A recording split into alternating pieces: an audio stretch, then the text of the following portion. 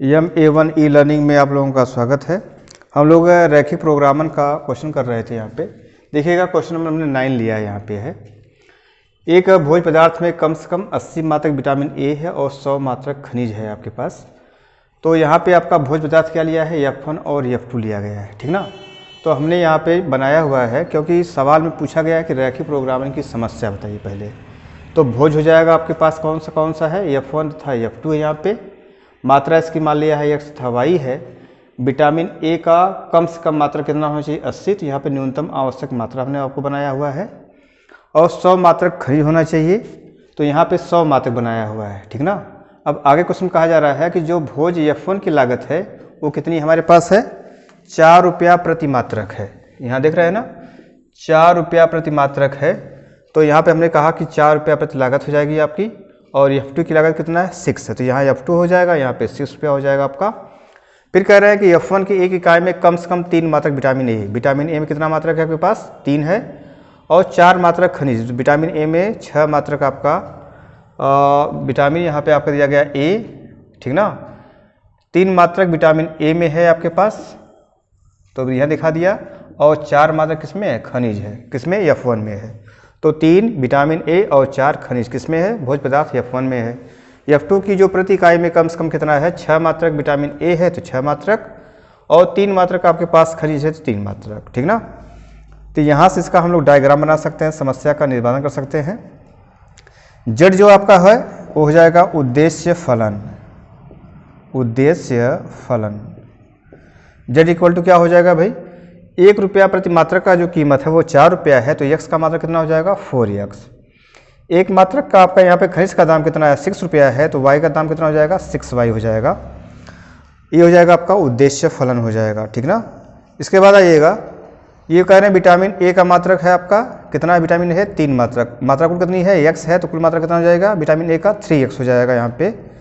और इसी प्रकार से 6y हो जाएगा, F2 भोज्य पदार्थ में 6y। इसका मान कितना होना चाहिए, कह रहा है कम से कम 80, यानी ग्रेटर देन इक्वल टू कितना होना चाहिए, 80 होना चाहिए। इसी प्रकार से आप आएंगे इस पर, तो 4x + 3y greater than equal to कितना हो जाएगा, 100। और एक मिलता है आपको equation, x y greater than equal to क्या होना चाहिए, 0 होना चाहिए। अब इसके पश्चात हम समीकरण 1 का समीकरण निकालते हैं। क्या हो जाएगा, 3x + 6y = 80 हो जाएगा। यहाँ से एक बार x का मान 0 हमने रखा, तो ये y का मान कितना आ जाएगा, 80/6, ठीक ना। 80/6 को जब आप हल करेंगे कितना जाएगा, 40/3। इस प्रकार से इसको a मान लिया। फिर इसमें आप पुनः y का मान क्या करेंगे, 0 रखेंगे, तो यहाँ पे आपका मान निकलेगा x का 80/3, जिसको b मान लिया गया है, 80/3 का मान 0। प्रॉपर फ्रैक्शन इसको हमने चेंज कर दिया है 40/3 को, तो हो जाएगा 13 सही 1/3।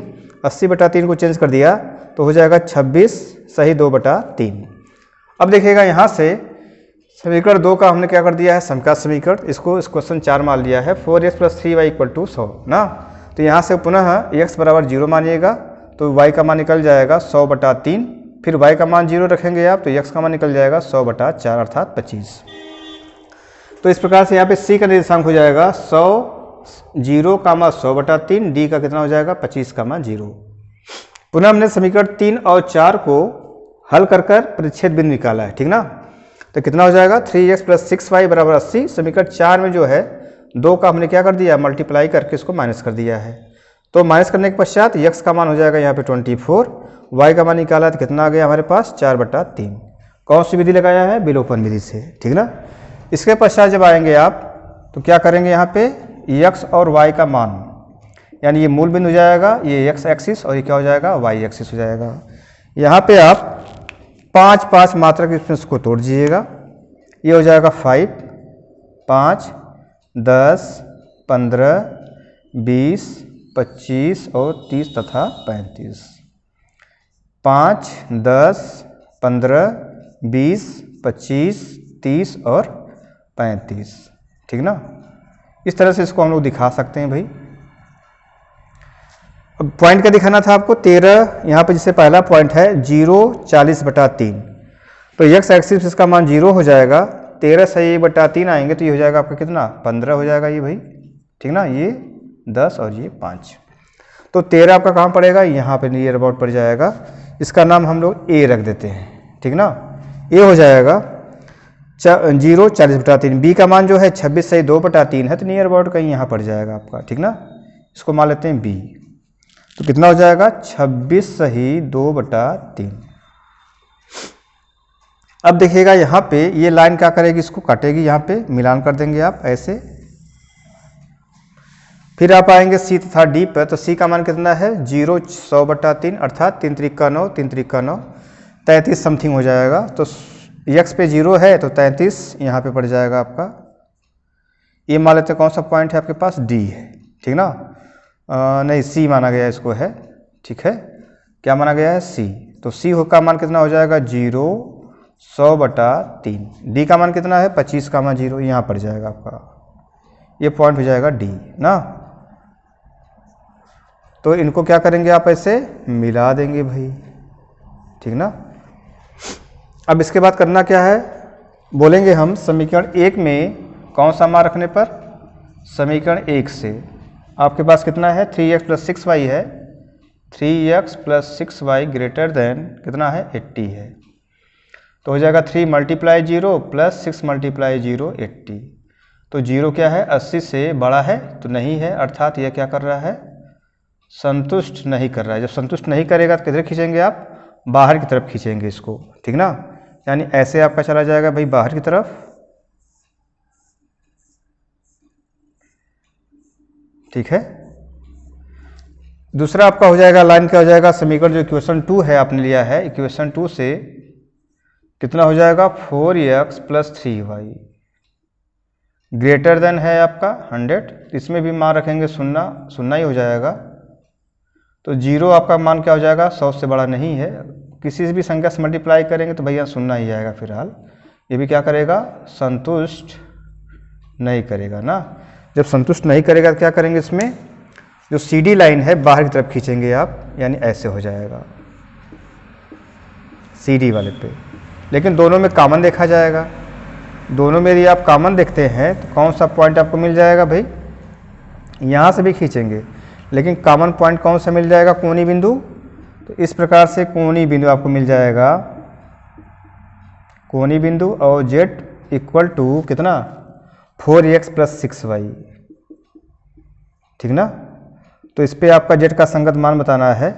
तो पहला कोणीय बिंदु कितना निकल जाएगा 0 100/3। कौन सा मान ये है, c का मान है। कौन सा मान है, c का पहला हो जाएगा कोऑर्डिनेट। तो 4 × 0 + 6 × 100/3, तो हो जाएगा कितना 100 में गुणा करेंगे तो हो जाएगा 600/3। ये कितना हो जाएगा 200 ना।